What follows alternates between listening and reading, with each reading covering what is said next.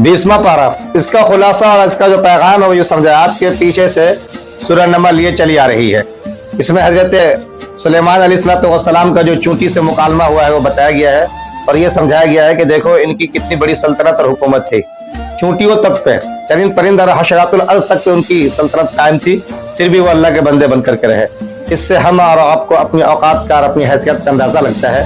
हम अपनी हैसियत को देखकर अल्लाह की कुदरत को देखें। उसके बाद फिर ये बताया गया कि इस दुनिया जहान के जितनी भी आप चीजें देखते हैं वो सब कुछ के मालिक और खालिक आसमान और जमीन के अल्लाह तबारक व तआला है।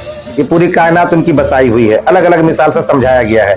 लिहाजा हमें उनकी खालिकियत पर ईमान रखना है और उनको मान करके रहना है।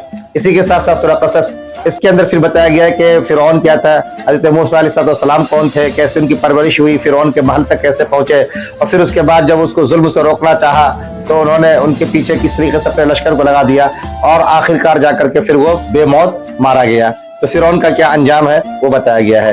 फिर आखिर में जाकर के सूरह अनकबूत के माने मकड़ी, इसके बारे में बताया गया कि जो लोग भी आज अपने आप को अल्लाह ताला से दूर करके किसी और को मानते हैं, किसी और को पूछते हैं, वो दरअसल मकड़ी की तरह से हैं। अपना जाला तो बड़ी मेहनत से मकड़ी तन लेती है, बुन लेती है, लेकिन किसी काम का नहीं, एक हवा की फूंक से सब उड़ जाता है। वैसे आलम इसका होता है। तो ये सारी चीजें बहरहाल हमें मिन जुमला तौर से बताती है हम अल्लाह ताला की रुबूबियत, उनकी खालकियत, उनकी कुदरत के ऊपर ईमान रखें और अपने आप को बहरहाल हक पे कायम रखें, हिम्मत से काम ले, सब्र से काम ले। जब कभी मुश्किलात आए हज़रत मूसा अलैहिस्सलाम को सामने में रखे, कोई जुल्म करे तो फिरौन का हश्र सामने में रखे और इस तरीके से अपने आप को अल्लाह ताला के बंदा बना करके रहे। शुक्रिया, जज़ाक।